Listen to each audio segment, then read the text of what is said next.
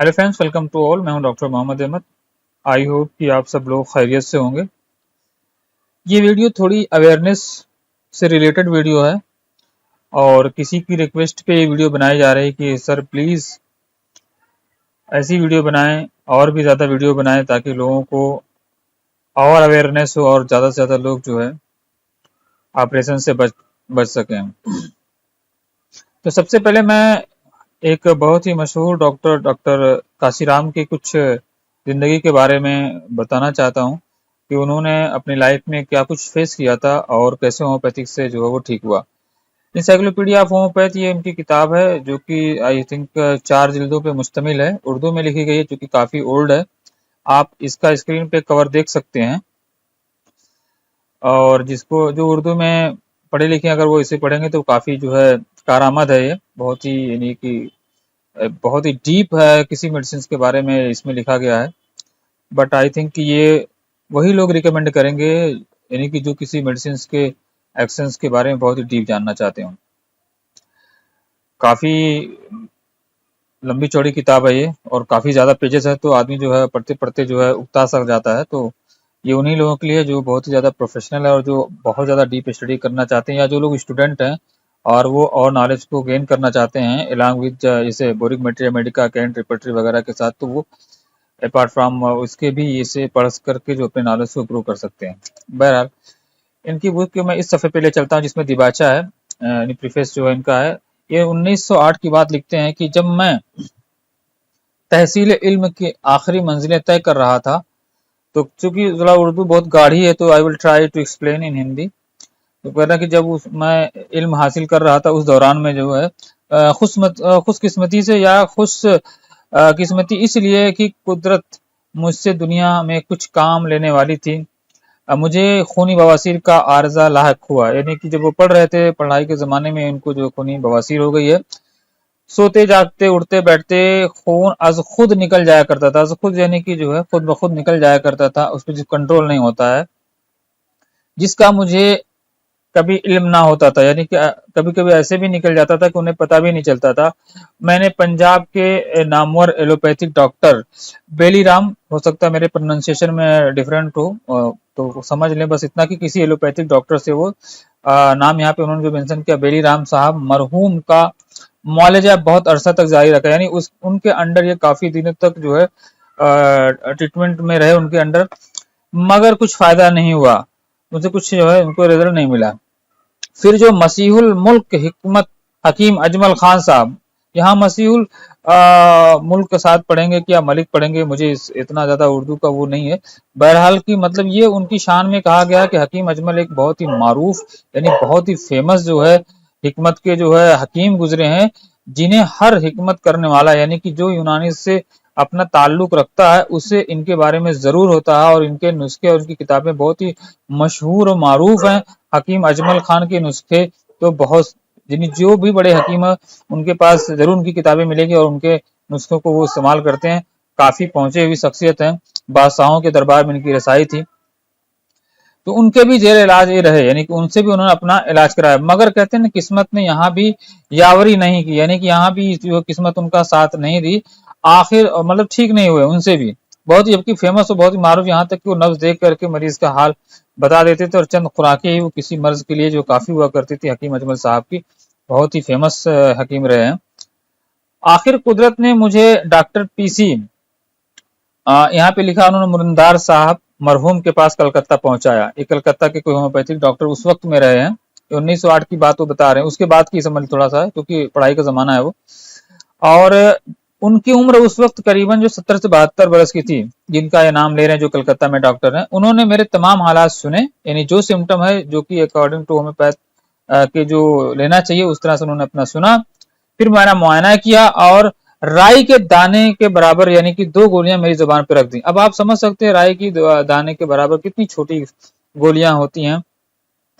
तो फिर क्या हुआ, शिफा का और रख कर शिफा का फतवा दे दिया, यानी कि उन्होंने कह दिया कि जाओ अब ठीक हो गया। मतलब कितना कॉन्फिडेंस, आप इससे अंदाजा लगा सकते हैं कि अगर एक अच्छा होम्योपैथ है और उसकी पहुंच है और अगर वो अच्छे से मुआयना कर लेता है और मुआयना करने के बाद यानी कि अच्छे से सिम्टम्स को वो ले लेता है, कंक्लूड कर लेता है और उसके हिसाब से जो मेडिसिन जो है वो रिकमेंड करता है आफ्टर जो रिब्रिक कन्वर्जन जो भी कह लीजिए उसको, जो है अगर वो समराइज करने के बाद वो इस नतीजे पे पहुंचता है कि इस पेशेंट की अकॉर्डिंग टू दिस सिम्टम और पूरे मुआयने के बाद ये मेडिसिन निकल के आती है, तो फिर समझिए कि वो 2 राई के दाने के बराबर भी मेडिसिन काफी हुआ करेगी। अदरवाइज डोज पर डोज आप देते जाएंगे तो अभी काफी नहीं हुआ करेगी। यहाँ पे एक बात मैं और कह देना चाहता हूँ, कभी कभी वेल सिलेक्टेड मेडिसिन इसलिए फेल हो जाती है, कभी कभी मेडिसिन का भी मामला होता है और वो सही से नहीं प्रिपेयर की होती हैं, तो वो भी एक इश्यू बनता है। आजकल मार्केट में बहुत सारी कंपनियां आ गई हैं, फिर भरोसा करना बड़ा मुश्किल होता है किस पे करें। बहरहाल कहीं ना कहीं आपको तो करना ही पड़ेगा। कहते हैं कि बस चंद गोलियां में 2 राई के दाने के बराबर की गोलियां मेरे जबान पर रखकर शिफा का फतवा जारी कर दिया, यानी कि जाओ ठीक हो जाओगे। हैरान था कि आया उम्र के तकाजे से ये मखबूतुल हवास है, यानी कि लगता है ये उम्र का मतलब कहते हैं ना भाई वो 60 लग गया या 70-72 साल की उम्र हो गई, तो वो सोचने लगे कि आई थिंक कि मतलब इनकी दिमागी हालत दुरुस्त नहीं है, इसलिए चंद हुए क्या है what is this 2 sweet pills, वो भी सरसों के दाने के बराबर किसी की जुबान पे रख देना, और उसको खूनी जबकि बवासीर है, यानी कि खून उसका इतना है कि कभी भी सोते उठते बैठते जागते होश हवास में और बिना अनजाने में भी निकल जा रहा, और आप just you are putting the 2 sweet pills and saying that go you are cured और यू विल क्योर्ड, अभी हो गए या तो नेक्स्ट थोड़े 1-2 दिन में एकदम आप क्योर हो जाओगे।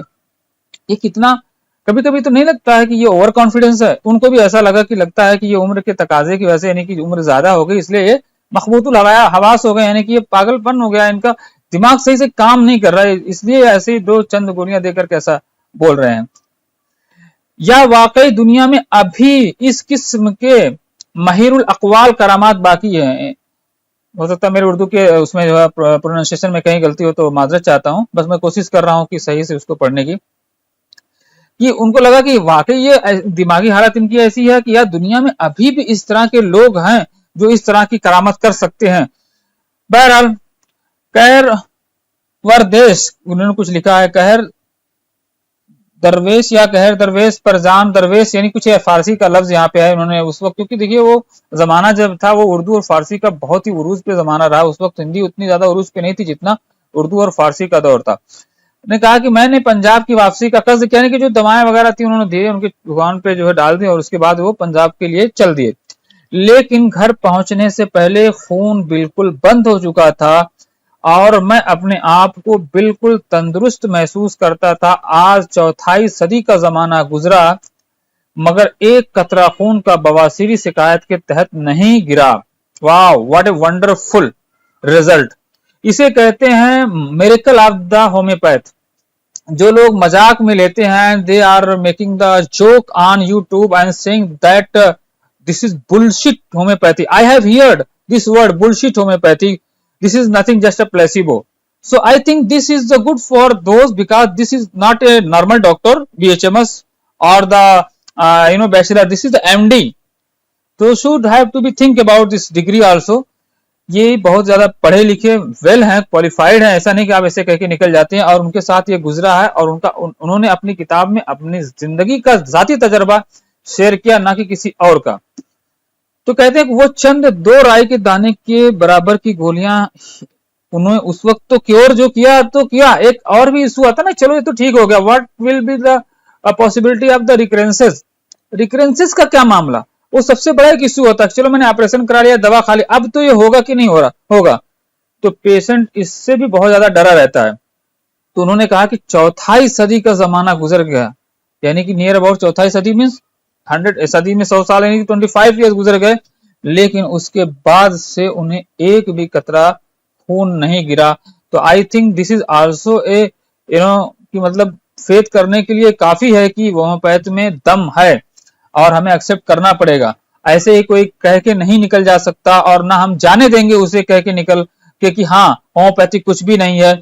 अभी मैं आगे भी बात करता हूं, उसके बाद पता चलेगा कि why we are making the challenge to let come and defeat us, हमें पराजित करके दिखाओ। हाँ हम मानते हैं कि होम्योपैथी सबके अपने प्रोज एंड कॉन्स हैं, कहीं आपकी जरूरत ज्यादा है कहीं किसी और की, बट इंटरनेट पे आ करके मैं इसलिए थोड़ा ज्यादा इंटरनेट की बात कर रहा हूँ क्योंकि मैंने किसी की वीडियो सुनी जिसमें उन्होंने बुलशिट होम्योपैथ का वर्ड यूज किया था और मैंने उनको वहां पे तो जवाब दे दिया, बट आई डोंट वांट कि उनका नाम मैं यहाँ पे लूं।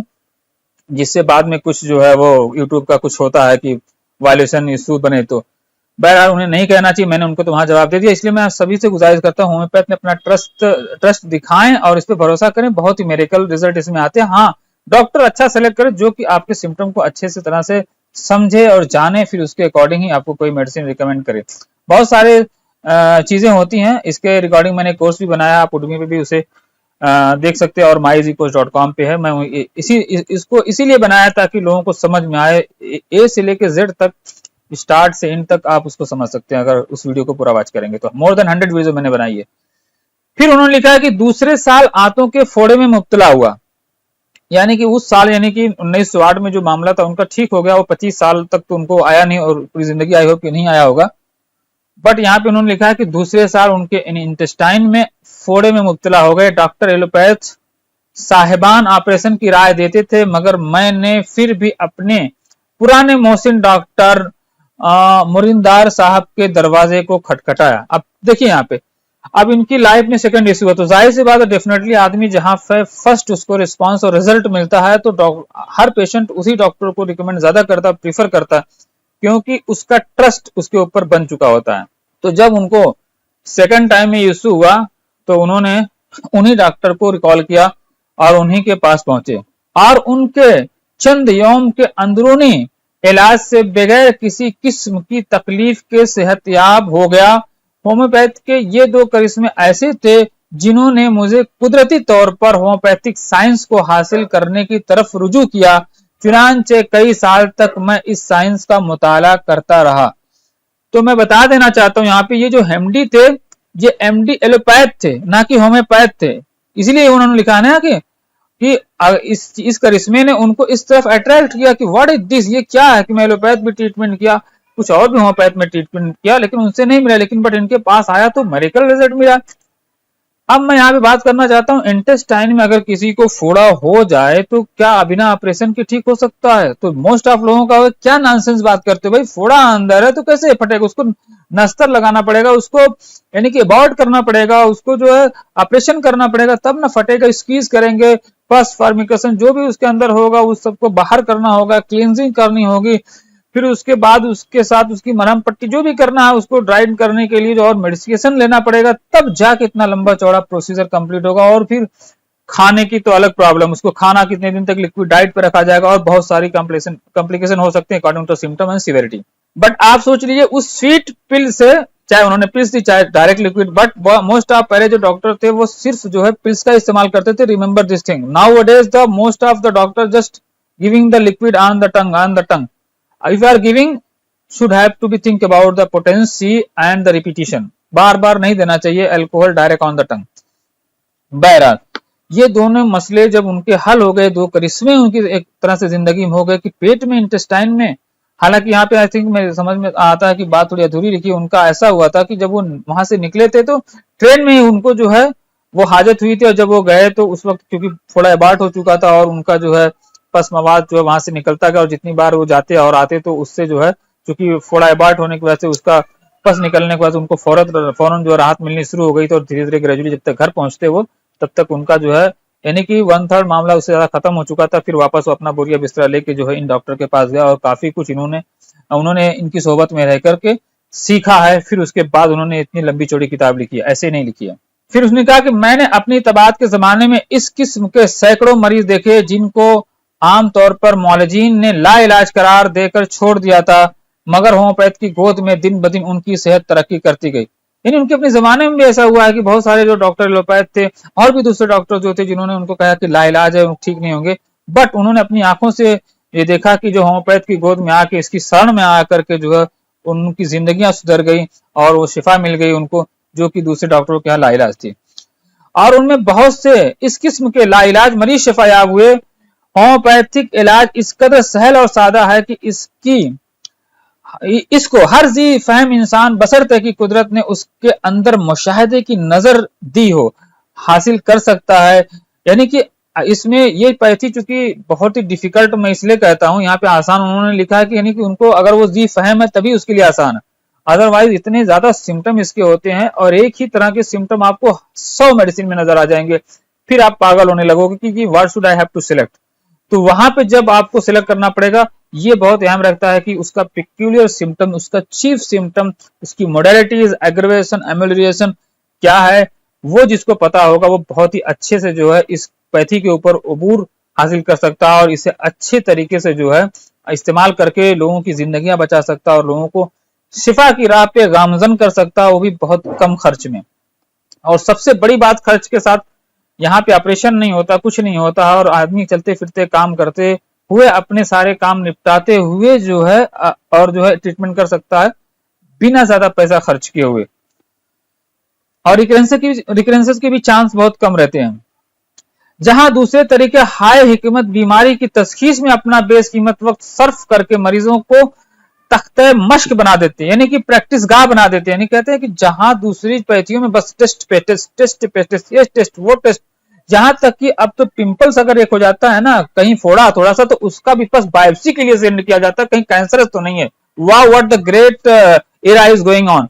अब जो हमें सहूलतें मिली हैं, अब उसका दुरुपयोग हो रहा है। दुरुपयोग ही नहीं हो रहा, बल्कि इस तरह से कह लीजिए कि सब एक तरह से बिजनेस है, जो एक छोटे से फोड़े को जो है इतना एग्जैगरेट कर करके बढ़ा कर चढ़ा करके उसको जो है पैसे कमाने के लिए उसको दुनिया भर के जो एमआरआई करा के लाओ, इसके सीटी करा के लाओ, फिर उसके बाद बायोप्सी करा के लाओ। मैं समझ सकता हूं किसी किसी केसेस में जरूरत होती है उसके डीप रूट को जानने के लिए कि वो कितना जो है अंदर तक गया हुआ है, बट इसका ये मतलब नहीं कि आप हर पेशेंट को एमआरआई, सीटी, बायोप्सी कुछ भी रिकमेंड करते रहें और उसमें पैसे खर्च करते रहें और उसका जिस्म जो है आप प्रैक्टिस की तरह से बना दे कि चलो ऑपरेट करके देखते हैं, चलो कुछ भी करके देखते हैं कि क्या रिजल्ट मिलता है।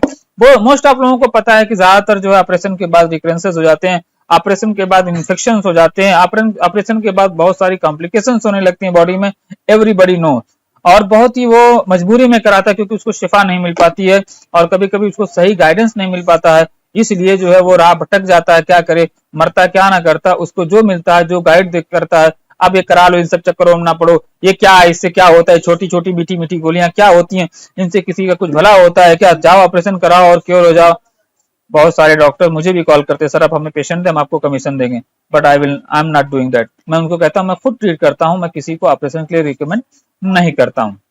एक मामूली समझदार होम्योपैथ उनको इसी अरसे में शिफा देता है, यानी कि जितने टाइम में वो अपना एमआरआई प्रोसेस, सीटी का प्रोसेस, सोनोग्राफी और जो ब्लड है, सीबीसी, जो भी उनकी जरूरतें होती हैं, जो भी उनका प्रोसीजर होता है, उसको करते कराते बायोप्सी जाएगा, उसकी रिपोर्ट आएगी 7 दिन बाद, 14 दिन बाद, 21 डेज के बाद वो यानी रिएक्टिव है, नॉन रिएक्टिव है, जब तक वो देखेंगे तब तक ये बंदा इंशाअल्लाह अपनी शिफा की राह पे गामजन हो चुका होता है। और जब तक उनकी रिपोर्ट आने की होती है तब तक ये न जाने कितने मराइल को पहुंच चुका होता। इसका प्रूफ जिसको देखना हो, मेरी जो है टीबी के क्योर पे जो है एक टीबी एब्सेस की एक वीडियो है, यूट्यूब पे जाके देख सकता है। अगर ना मिले तो मुझे पर्सनली मैसेज कर दे, मैं उसे उसका लिंक सेंड कर दूंगा। कि जब तक डॉक्टर की रिपोर्ट आ रही तब तक यहाँ मैं फोड़े को फोड़ चुका था। होम्योपैथ में तशखीस मर्ज और बीमारी का नाम कुछ वक़्त नहीं रखता, यानी कि होम्योपैथ में जो है तशखीस मर्ज, यानी जैसे एलोपैथ में हर बीमारी का एक नाम है, ये हो गया है टाइफाइड है, मलेरिया है, सिंपल फीवर है, काला जार है, पता नहीं क्या क्या है, उनको अलग अलग नाम डाल करके रखे हुए हैं। बट होम्योपैथ में डजंट मैटर क्या रखता है, बल्कि मरीज की अलामात एक समझदार होम्योपैथिक मॉलिज की रहनुमाई के लिए काफी से ज्यादा हुआ करती है, यानी कि मोर देन एनफ होती है। यहाँ पे क्या सिम्टम, जैसे फीवर है तो फीवर में क्या हो रहा है, सर में बुखार है या हाथ में बुखार है या सर गर्म है हाथ पैर ठंडे हैं, फीवर कब आता है और जबान खुश्क है, पानी की प्यास कैसी है, ये तमाम चीजें फीवर में वो मैटर करती हैं होम्योपैथ में, ना कि ये मैटर करती हैं इसको टाइफाइड है, मलेरिया है, सिंपल फीवर है, क्या है, ये नहीं, बल्कि ये मैटर करती हैं कि इसको ठंडी लग रही है, इसको ठंडे कमरे में उल्टा आराम मिल रहा है, या इसको पानी से तकलीफ बढ़ रही है या पानी से आराम हो रहा है, या पंखे से इसको जो तकलीफ बढ़ जा रही है या पंखे से इसको आराम मिल रहा है, या गर्म चाय से इसको आराम मिल रहा है या ठंडे पानी से आराम मिल रहा है। This matter, these all symptom matter in the homeopathy, this doesn't matter in the homeopathy that what kind of the fever are you suffering। इसीलिए होम्योपैथ में आप देखेंगे इसकी रिपर्टरी में तो भले आप तो जो थोड़ा सा हेल्प करने के लिए जो है सारे कॉलम बना दिए गए हैं कि आप माइंड में जाके डायरेक्ट देख लीजिए, आईज में जाके डायरेक्ट देख लीजिए, वरना जो है पहले के लोगों के लिए काफी दिक्कतें हुआ करती थी शुरू में, स्टार्टिंग में जो है उस वक्त जो है सिम्टम्स को जो है कंक्लूड करके नहीं लिखा जाता था, बट लेकिन हनीमैन साहब के जमाने में ये स्टार्ट हो गया था और उन्होंने इसको जो है सपोर्ट भी किया गया था कि it's not possible that any person can have remember the all million में। अभी अब कह सकते हैं इस वक्त इतनी ज्यादा मेडिसिन आ चुकी है कि मिलियन में सिम्टम है, तो ये पॉसिबल नहीं सब लोग याद कर सके। तो अब तो सॉफ्टवेयर भी आ चुके हैं, तो उनकी भी हेल्प आदमी ले सकता है, उसमें कोई बुराई नहीं। लेकिन बट एक अच्छा होम्योपैथ वही है जो पेशेंट के सारे सिम्टम्स को बैठ करके आराम से सुकून से सुनता है, फिर उसको गुनता है, तब जाके उसको धुनता है। ऐसा नहीं है कि बस आए हो, ठीक है सर्दी है, जुकाम है, बुखार है, चलो वी कैन एक्सेप्ट दैट कि जो कुछ एक्यूट डिसीज होती है उसमें आपको ज्यादा सिम्टम्स लेने की जरूरत नहीं पड़ती। बट जितनी भी चैलेंजिंग डिसीज है, जितनी भी क्रॉनिक डिसीज है, उसमें केस टेकिंग यानी कि केस की हिस्ट्री लेना मस्ट एंड कंपलसरी है। उसके बिना तो उसका ट्रीटमेंट हो ही नहीं सकता। और जो ये लेता है और उसके अकॉर्डिंग सिम्टम्स को ओपन माइंड होकर के लेना चाहिए, ना कि किसी एक मेडिसिन को दिमाग में रखकर उसके अकॉर्डिंग कि हाँ यही मेडिसिन इसकी है, अब उसी से रिलेटेड उससे सारे क्वेश्चंस करे, ऐसा भी नहीं करना चाहिए। बल्कि ओपन माइंड से जो है उस पेशेंट के सारे सिम्टम्स को जो है लेना चाहिए, फिर सुकून से जो है अगर वक्त है तो वक्त दरकार है तो ले ले उस पेशेंट से। अगर बहुत ही ज्यादा क्रॉनिक और कॉम्प्लेक्स केसेस है तो ले और थिंक करे उसके बारे में, फिर उसके बाद किसी मेडिसिन के नतीजे पे पहुंचे, फिर उसके जो है पोटेंसी के नतीजे पे पहुंचकर फिर वो उसको दे। इंशाअल्लाह डेफिनेटली उससे इतना मिरेकल रिजल्ट मिलेगा कि वो यकीन नहीं कर सकता।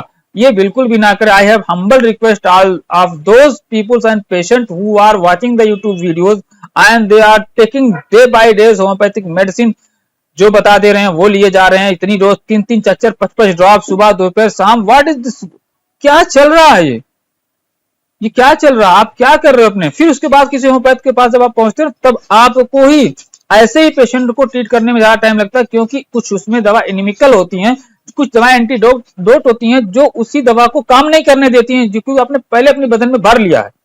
तो ये मेरी बात सभी लोग सुन ले, जो पेशेंट हैं या जो यूट्यूबर हैं, जो भी व्यूअर हैं, आप अपने से तब तक खुद कोई भी होम्योपैथ मेडिसिन ना लिया करें प्लीज, जब तक आपको उस दवा के बारे में या उस सिम्टम्स के बारे में या आपको डायग्नोसिस के बारे में अबूर ना हो। तब तक आप ये मत समझ के कि just this is just homeopathy, के कुछ नहीं नुकसान नहीं करती।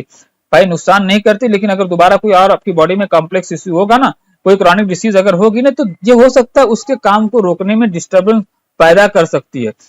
तो मैं रिक्वेस्ट करूंगा किसी अच्छे डॉक्टर्स के पास जाकर के जो है आप अच्छे से उनसे अपनी जो है सिम्टम्स को एक्सप्लेन करें। आई होप कि आपकी बात सुनने के बाद कोई अच्छी सी मेडिसिन रिकमेंड करेंगे और आपको डेफिनेटली रिजल्ट मिलेगा।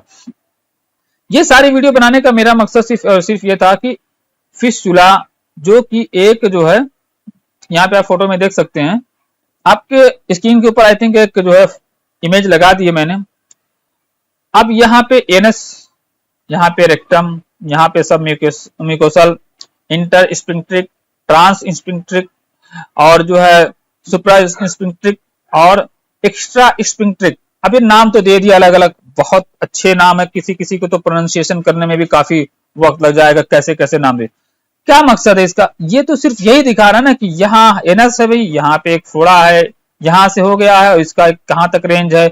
अगर ये दूसरा हो गया है तो ये कहाँ से और कहाँ जाके कनेक्ट होगा, और तीसरा अगर ये हो गया है तो भाई इसका ये ऐसे कनेक्ट होगा, और ये चौथा हो गया तो यहाँ से आएगा और ये जाके यहाँ कनेक्ट हो जाएगा, और पांचवा है तो यहाँ से आए तो यहाँ से कनेक्ट हो जाएगा। आपने सिर्फ इसको एक तरह से जो है एनल फिस्टुला किया, या कहिए कि फिस्टुला इन एनो को एक तरह से आपने क्लासिफाइड किया कि इतने तरह का होगा और ये आपको इस तरह का है। तो मेरे भाई, मेरे कहने का मतलब ये है कि क्या आपको कभी जिस्म में कोई फुंसी निकल जाती, कोई फोड़ा निकल जाता, तो क्या आप उसके लिए भी सीटी स्कैन एमआरआई कराने जाते हो? नहीं जाते हो। हाँ, किसी को अगर जांग में है, थाई वगैरह में कभी कभी कोई इग्नोर कर देता है किसी चीज को और उसको नासूरी कैफियत से बहुत हड्डियों तक पहुंच जाता है, तो उसके लिए रिकमेंड कर देते हैं कि देख लें कहां तक पहुंचा है, बट उसकी भी जरूरत नहीं होती मोस्ट ऑफ केसेस में। अगर आप फोड़े को अच्छे से ट्रीट करना जानते हो तो आप इस तरह के एनल फिस्टुला, फिस्टुला का मतलब क्या है? एक रूट, एक कैनाल है, एक ट्यूब बन गई है जो डीप हो गई है और उसके अंदर जो है पस फॉर्मिकेशन होने लगा है। पस कभी कभी हो सकता है कि वो विद ब्लड हो, विदाउट ब्लड हो, थिन हो, थिक हो, विद ब्लड हो, विदाउट ब्लड हो सकता है कि यहाँ स्टूल आने में यहाँ से अगर कनेक्टेड होगा तो सकता है थ्रू बाय दिस वे कुछ स्टूल के अंश भी इससे पास होते हैं और बाद में infection, swellings, pain, XYZ, so many things will happen, same like the abscess. ये एब्सेस ही है। इसको डरा डरा करके इतना पैसा चार्ज किया जा रहा है। मुझे बहुत दुख के साथ कहना पड़ रहा है कि 40,000 से लेके 1.25 रुपए तक जो है खर्च हो जाते हैं। और उसके बाद कोई कमेंट में यूट्यूब में लिखता है कि मैंने 1 बार ऑपरेशन कराया, कोई लिखता है सर मैंने 2 बार कराया, कोई लिखता है कि मैं 3 बार कराया हूं, कोई तो कहता है कि शिट इसने मेरी लाइफ को जो है तुम खराब कर दिया। मतलब कुछ वर्ड ऐसे लिखते हैं, मैं यहाँ पे नहीं उस तरह से कहना चाहूंगा असभ्य वर्ड।